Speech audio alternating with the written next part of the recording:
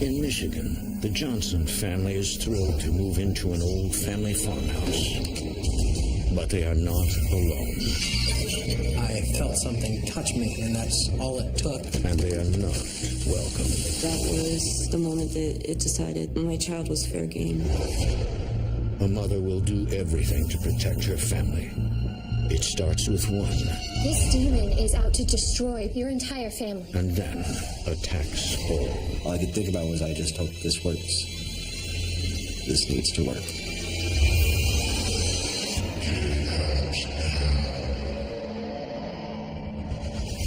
In America, there is real evil. It lurks in the darkest shadows in our most ordinary towns. Between the worlds we see and the things we fear, there are doors. When they are opened, nightmares become reality.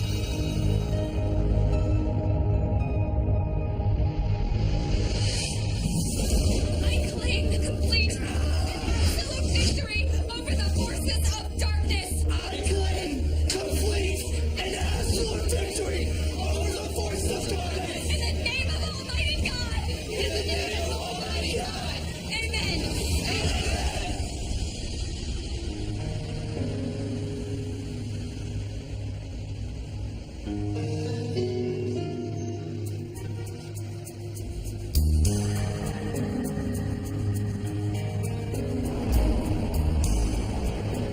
Betty Johnson and her two sons, Bryn and Dylan, are finally getting their wish. They are moving into a larger rural home located in the outskirts of Detroit, Michigan. For the past 20 years, Betty has been happily married to her husband, Bruce. And as a proud mother of two, she is determined to provide a better life for her family. The house belonged to my mother-in-law, and she got married and moved, so the house was sitting vacant. Oh, this is it. She wanted us to be able to have it, and we jumped at the opportunity. It's not perfect, but what do you think? I love it. Owning a house was an important goal to us. I wanted to be able to tinker around in my garage, just kind of live the American dream. When I first moved out to the farmhouse, and I took my first look at it, and it was a lot larger than most of the things that I had lived in, I realized that this is where I wanted to stay. Things seem okay for now. But are they? Let's go, boys. You got plenty of time for messing around later. Let's get this stuff off the truck. The first time that I walked in, it felt like home. And it was great. It was kind of quirky and had its own kind of feel and charm to it. There were a lot of things that needed to be done cosmetically. Betty's first order of business is to organize the basement. But as she approaches the door, she gets an uneasy feeling. The basement in the farmhouse was kind of a creepy place. I never really liked it. Betty figures the house is just old. She needs time to get used to it. But it won't be long until her darkest fears become reality.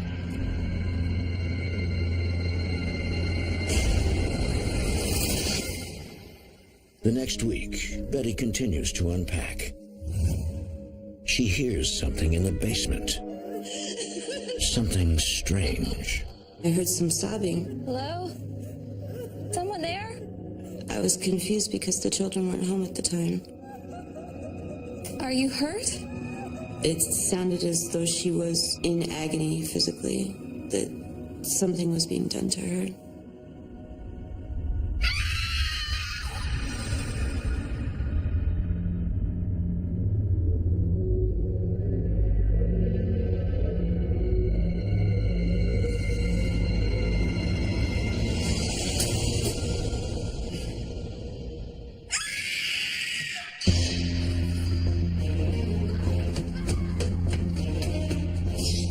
Betty wonders if one of her neighbors is hurt. I went outside and I couldn't hear it outside. I walked around the property looking for hurt animals that might be making those sounds. I never could find anything to explain it. Betty determines her imagination is getting the best of her. The atmosphere in the basement was creepy to begin with. I'd been working extremely long hours. I was so tired that my mind was just playing tricks on me.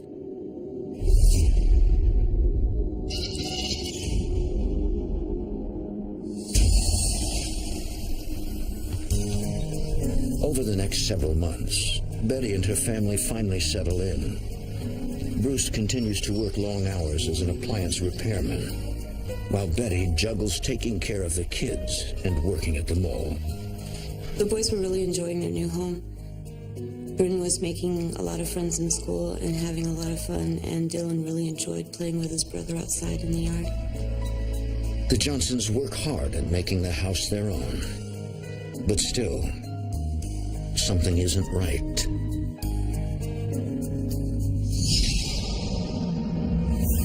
I noticed a movement.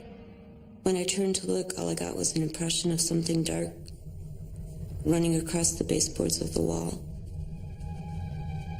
I thought that I might be seeing our cat out of the corner of my eye. Ruggles, what was that? Did you get a mouse?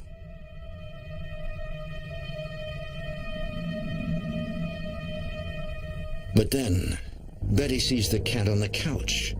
Perhaps her eyes are playing tricks on her. Or maybe these visions are real.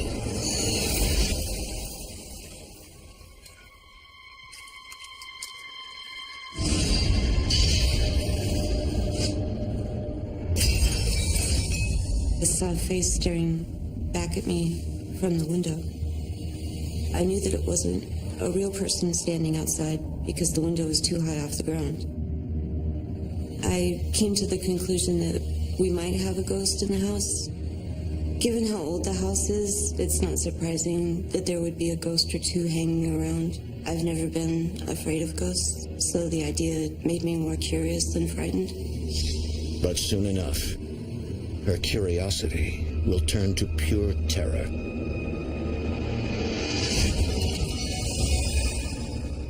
A few nights later, Bryn is watching his younger brother while Betty and Bruce are at work. What was that? That, my friend, was an E flat to a D.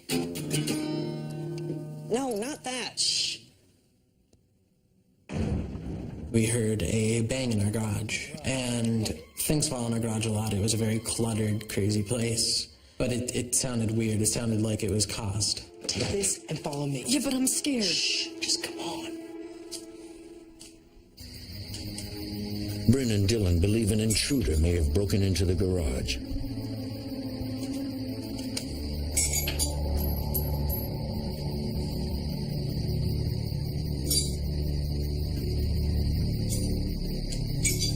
Hey, Dad!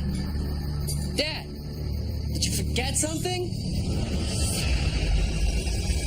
Terrified, Bryn realizes this man is not his father.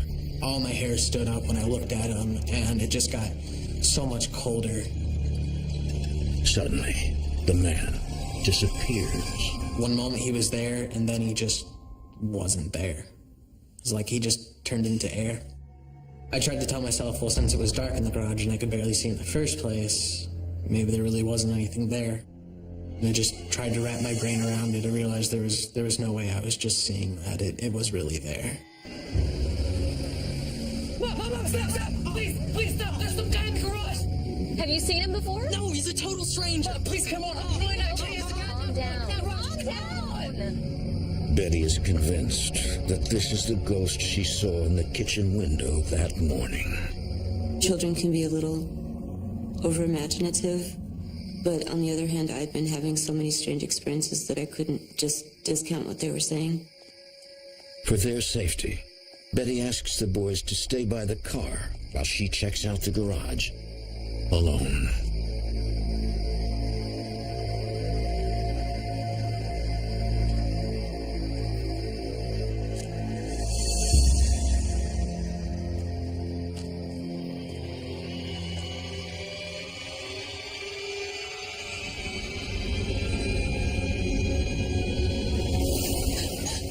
Mom, I'm telling you, we heard him. Thought I told you to stay by the car. Why would some old geezer break in just to sort some washers? It's a ghost. Betty can no longer hide the truth. An entity from another realm is in their presence. I explained to them that ghosts were real, but it wasn't something they should be frightened of. If something stirs up enough emotion, it's kind of imprinted into the world around you. So when people see ghosts, they're watching something that happened a long time ago, like an old movie. My mom told me that so that I would understand that there was no harm that could come to me. He was just there, like almost like a visitor. Bryn and Dylan are comforted by their mother's explanation. They realize they shouldn't fear something that cannot harm them. Or so they think. The next day, while the boys are exploring the property, Bryn notices something unusual. There's this older house in the back of our house that we use as a storage shed. And it's always been padlocked. Strange. Grandpa would never leave this unlocked. It was weird because the door was unlocked and it's never unlocked because my grandpa was the only one who really had the key. Come on.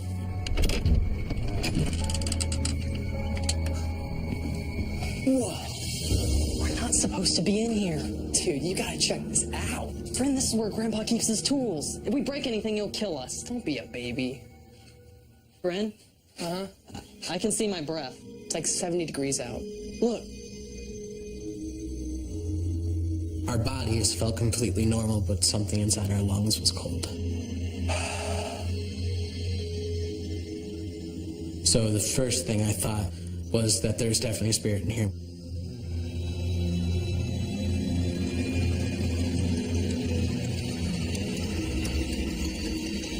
Yeah, okay. Let's get out of here. Let's go. Well, maybe it was the ghost. I felt like something was outside with me, like it was taunting me. And I remembered what my mom told me. It's a ghost. Ghosts can't do anything. What is it, huh? What do you want from us? You know what, I'm scared of you? I just kind of felt more empowered than the ghost was. That's why I engaged it. Why don't you just leave?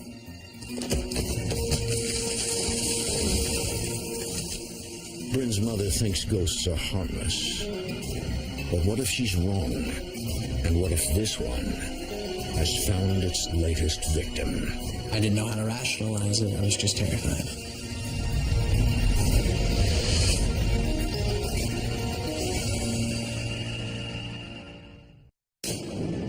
Why don't you just leave? After provoking the paranormal presence, Bryn realizes the entity is much stronger than he ever expected. And when I spun around, I felt an energy run behind me, and it got really, really cold. Bryn, what were you doing in Grandpa's shed? Mom, listen, there's something there, and I'm pretty sure this thing's angry at me. Look, it just dropped this giant branch right on me, and I swear this thing just nearly killed me. Until this moment, Betty never believed that ghosts could interact with the living. Having a branch break or a locked door be opened made me reevaluate what I thought I knew about ghosts. And the first thing I thought of was what kind of effect it could have on my children. Betty worries that her sons are in danger and knows she must take control immediately. Later that night, Betty confides in Bruce. Are you happy? What kind of question is that? Of course I'm happy. Something happened today. What? You know how I've been telling you about all those strange things that have been going on around here? Yeah? It's happening to Bryn and Dylan, too. What's happening? I just don't feel safe here anymore. There's something here. I don't want to risk the boys' safety. The violence seemed to be growing, and we didn't know how far it was going to go, and we didn't want to find out. We thought that as much as we loved the house, if things were becoming physical, that it would be better if we moved. and took the boys away from that environment. And don't you want to have a place of our own? Just ours. We've probably saved up enough for a down payment. We could get a place closer to work. I was driving 45 minutes each way to work every day, and gas was getting incredibly expensive. We decided that it was a good time to move. I suppose you're right.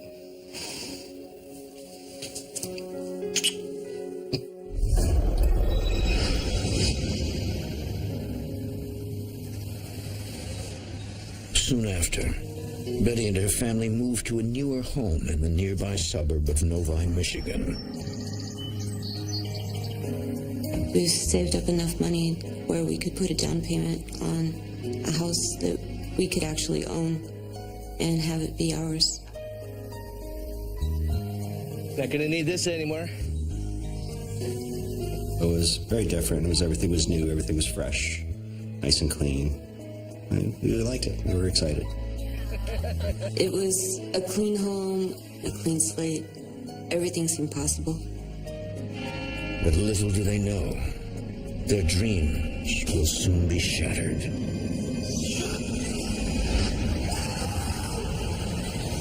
Just as life is improving for the Johnson family, things take an unexpected turn for the worse. Shortly after we moved into our new home, I lost my job, and it seemed as though the plan that we had that was coming together wasn't anymore. With Betty not working, it was up to me to take every bit of work I could get. I would do whatever I could to bring home more money. Hey, Brent, have you seen my pad? Yeah, it's right there. But hey, you mind if I ride along today? This ain't gonna be no carnival, Brent. You're gonna get your hands dirty. How about you let me worry about that? Yeah, come on. Let's go. My dad worked a lot, but we still managed to stay close. Not a bad day for plumbing, huh? Yeah. We did a lot of driving from house to house, so we always got time to talk. I had him ride with me to my service calls for about 3 or 4 months, and it was fun. I got to know him a little better. That's it. Good as new. All right.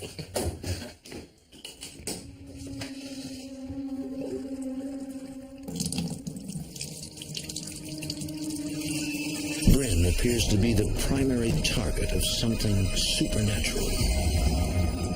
Brent? Brent? It's just water. No, that is blood. Bryn, there is no blood. Just water. See? See? Now, the grease on your hands may look like blood. Bryn is terrified. To him, this is no mere hallucination. It felt viscous to my touch. It felt more real like blood than it did like water. Bryn's visions of blood are horrifying enough, but worse is the feeling of alienation that accompanies them. I didn't know if my eyes weren't working right or just the connection to my brain was just getting confused. What is it? The lake. It's all blood. It got deeper red and started to look like blood. Come on, you know it can't be blood. But look at it. It's all blood. Maybe it's just a trick with the light. What did you hit? I didn't hit anything. It's under the truck. That's not the car. It's going under the truck. Oh, for crying out loud. Every time someone speaks, Bryn hears nothing but a scream. Someone or something is controlling his mind. But who or what is it? I couldn't even articulate what was going on. I thought I was going crazy. Bryn continues to see blood over the next several days. No matter what kind of liquid I was looking at, it looked like blood.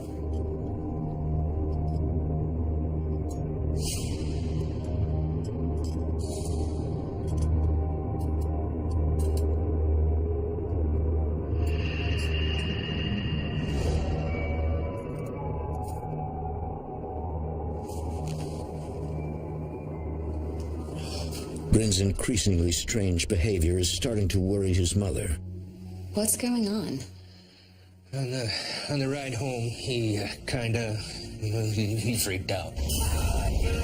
What? Says he saw blood in the lake and earlier when he was washing his hands. Wherever there's water, it's like he sees blood. My first reaction was the fear that maybe Bryn was doing drugs. He wasn't. My second fear was that something was wrong with him physically. To ease her fears, Betty takes Bryn to see a doctor. They ran an MRI, they ran an EKG, and the neurologist confirmed that there was nothing wrong with my brain and that there was no regular brain patterns or tumors or lesions. They didn't know what was causing it. Besides some obvious stress that I think Bryn's under, he's perfectly fine. I knew there was something wrong somewhere.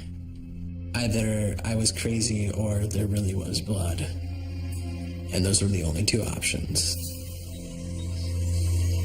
I was trying to see it as a sort of message, like things are going to start getting bad soon.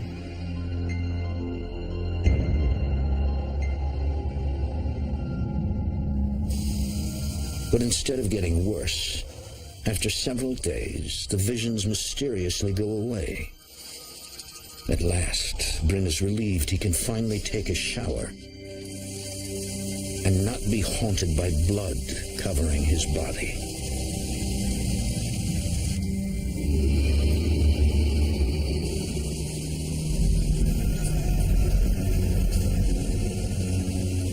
And then I felt the curtain move.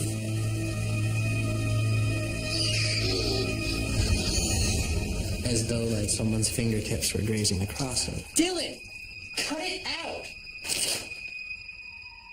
It got so cold. It was hot water and I still felt cold. And I couldn't shake the feeling that there was still someone in there. And I was looking right at it.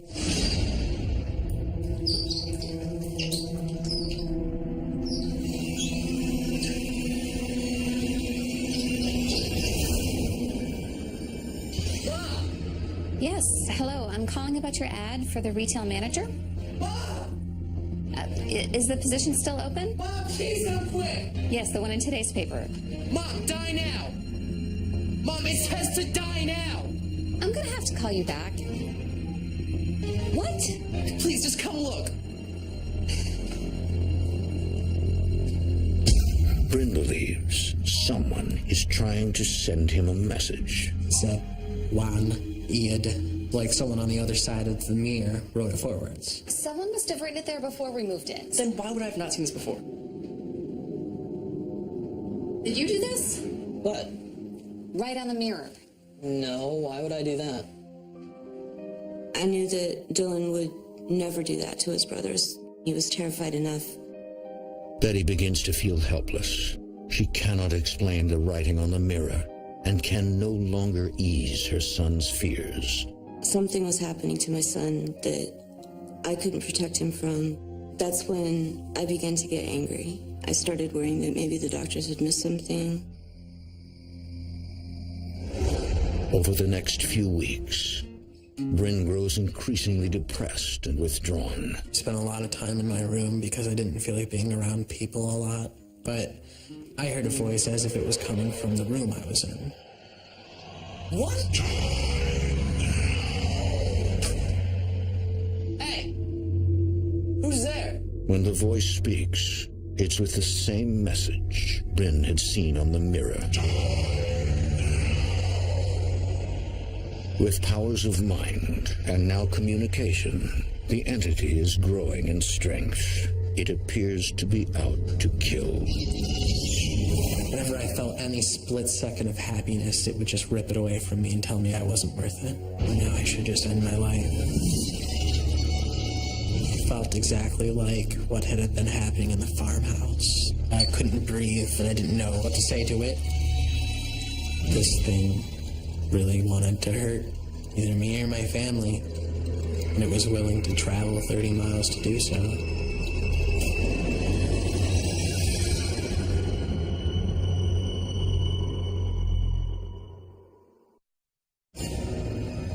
After coming face to face with the dark figure, Bryn realizes that he is not simply hallucinating.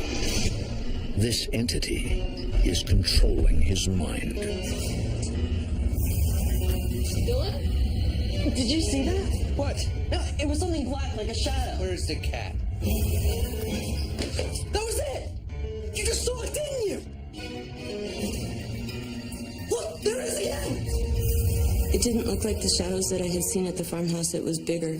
It didn't skitter away when I looked directly at it. As though it wanted me to notice it, wanted me to know that it was there. It was frightening. Bryn is relieved that his family finally believes him. But he realizes they are dealing with a force of pure evil. What the hell was that? It was my own personal monster, and it was just taunting me by taunting my family. There was a presence at that farmhouse. Betty believes that something from the old farmhouse must have followed them. They decide to call Bruce's mother for answers. Hi, Mom. Yeah, listen, did anything strange ever happen at the farmhouse? Like, did somebody die? Bruce learns that a previous resident of the farmhouse was a violent man. Hey, old man. Isn't it past your bedtime? One night, the former resident interrupted a party on the property and became involved in a heated argument. That'll learn you, stupid old man. Hey! The young man he struck did not die, but he was blinded in one eye. His girlfriend witnessed the incident. She ran straight to the police and offered to testify against him in court. But fate had its own tragic plan. The former resident died horribly in a car accident. Broke most of the bones in his body and spent the next 24 hours dying in terrible pain, from what we heard.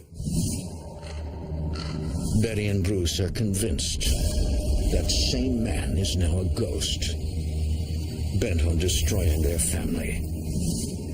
It felt really, really evil. Okay, now how do we get rid of it? I stopped looking for work. Every waking moment, I was on the computer trying to find somebody that could help me. Betty takes control and scours the internet, desperately seeking advice from paranormal investigators. But many investigators seem to be in it just for the money. I found a lot of con artists, and worse, they just immediately jumped and said, I can make all your problems disappear for X amount of dollars. The family decides to stick together until Betty can find some help. Bryn and Dylan sleep in the living room. Most of the activity happened in our rooms, and we were terrified to be in there at night.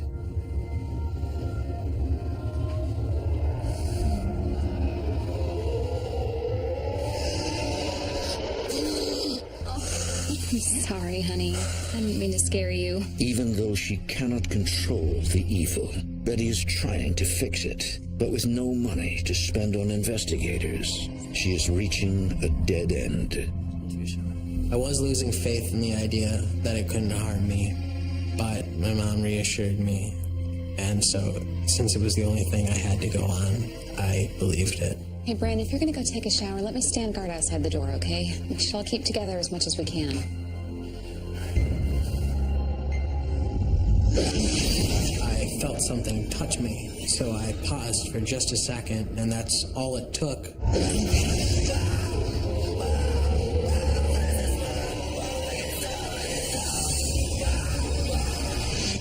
For more A Haunting, go to DestinationAmerica.com.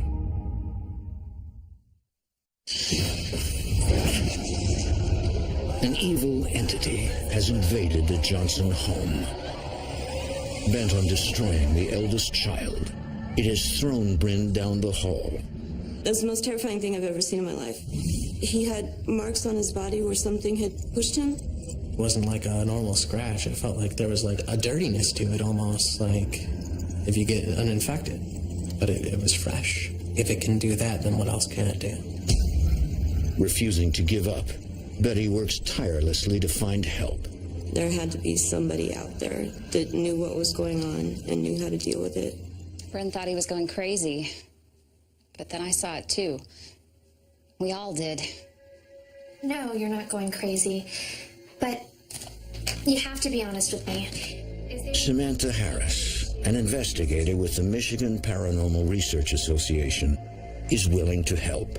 She just sounded so confident, but at the same time I was thinking, yeah, well, you haven't heard what problems are going on in my house yet. I see on your website that you do a house cleansing. What exactly is that? We remove negative energy and spirits and replenish the house with a white light and positive energy. It's a purification ritual. I'm an ordained minister, and I'll lead you in a prayer. I'm not a very religious person. Do you believe in a higher power? Yes. Yes, I do believe in a higher power. I believe that performing a house blessing is kind of an obligation. Samantha seems genuinely caring and concerned. Betty's relieved that help is on the way. It sounded like it was a very severe case, and I wanted to respond to it as soon as possible.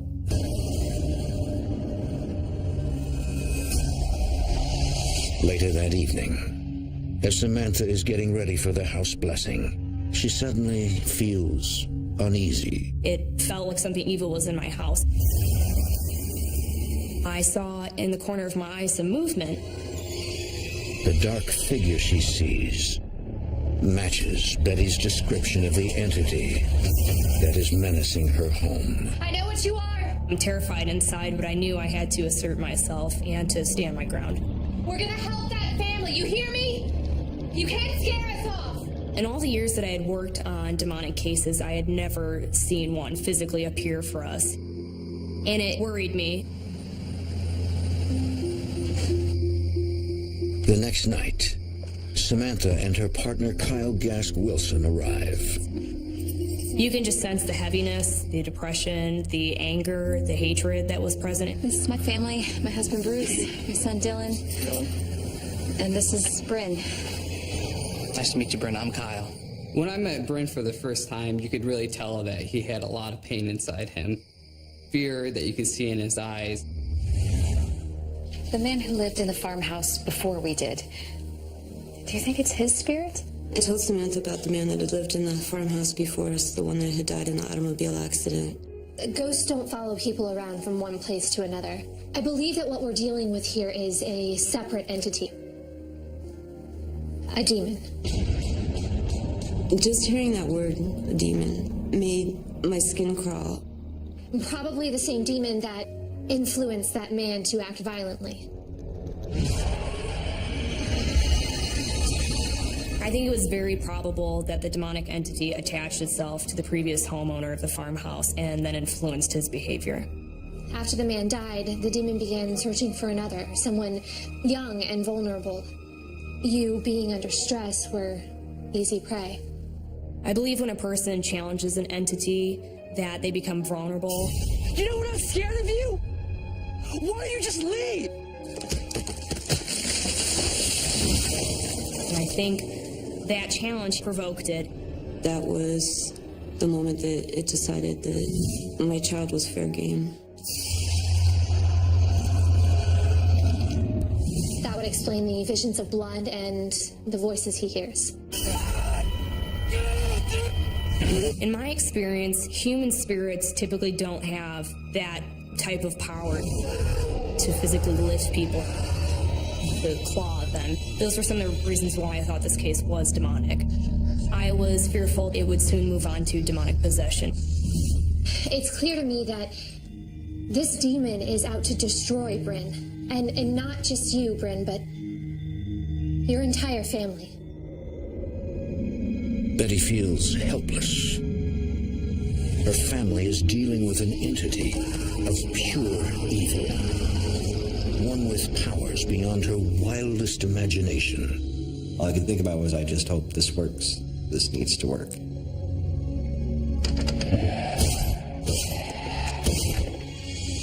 you see that? I think it was the demon trying to tell everyone in the room that no matter what we did, it wasn't going to leave. Listen here. We thought we knew what we had been dealing with. We didn't. Now that the demon is present, Betty and her family know they must prepare for a battle with the supernatural.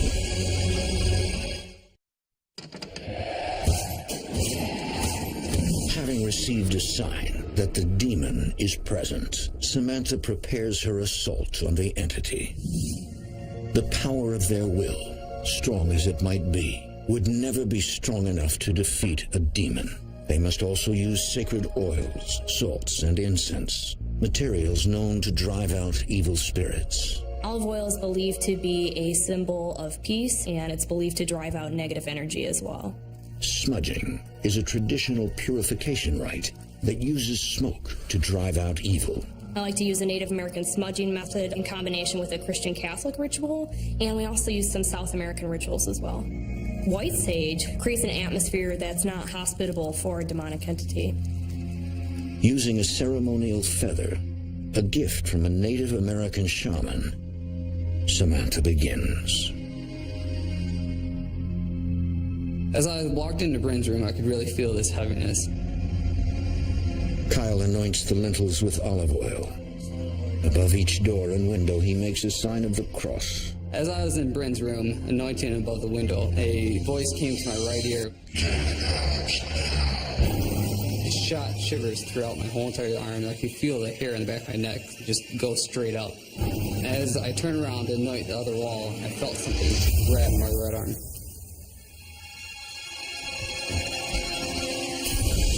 While Kyle anoints every portal, Samantha performs a ceremony in Dylan's room.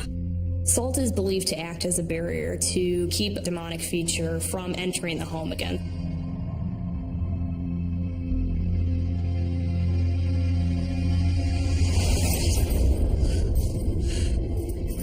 It spoke to me.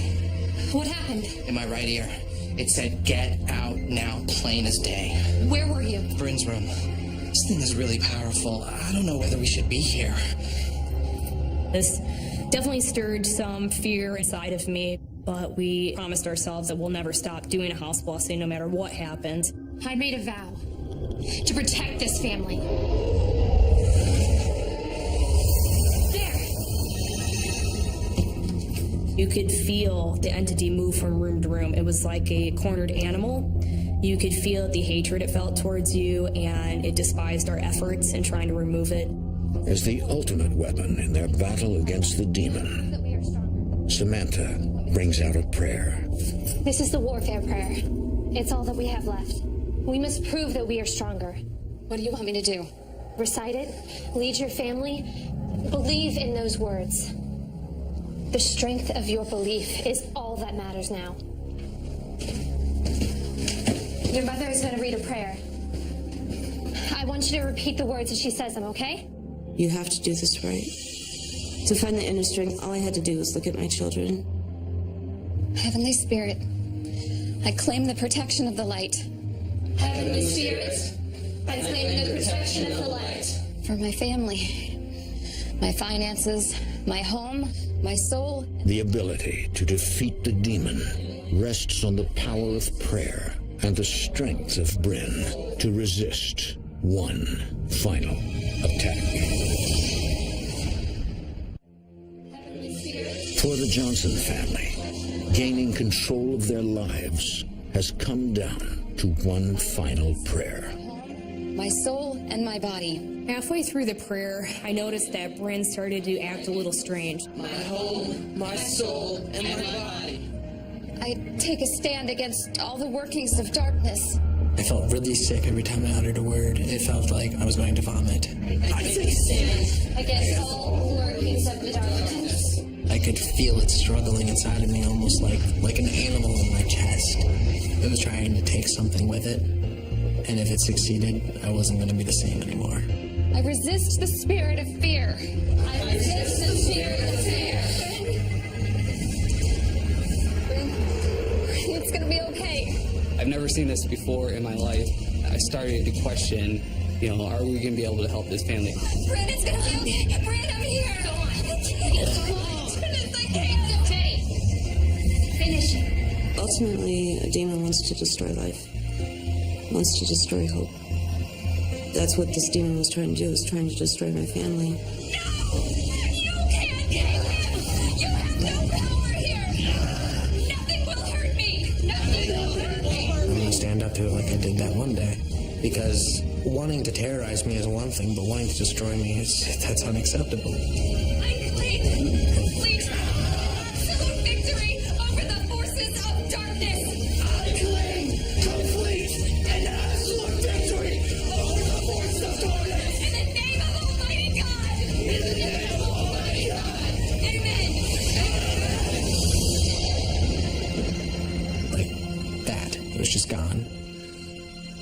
I felt like I could breathe normally for once. There wasn't something holding me down.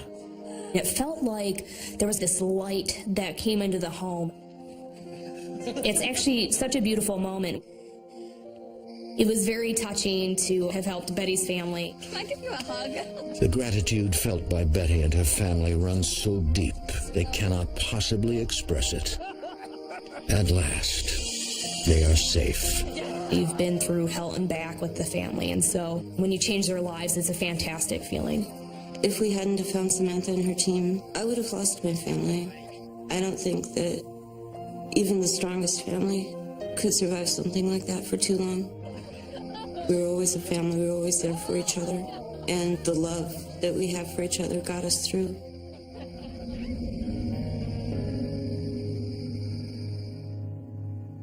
As the days passed, there was a lightness in the house. Here we go, guys. We felt more energetic, younger, happier. Our house felt nicer and felt like I could take deep breaths and feel comfortable. I stopped hearing those evil voices. I stopped feeling sick. I feel like we are finally back to just being a family.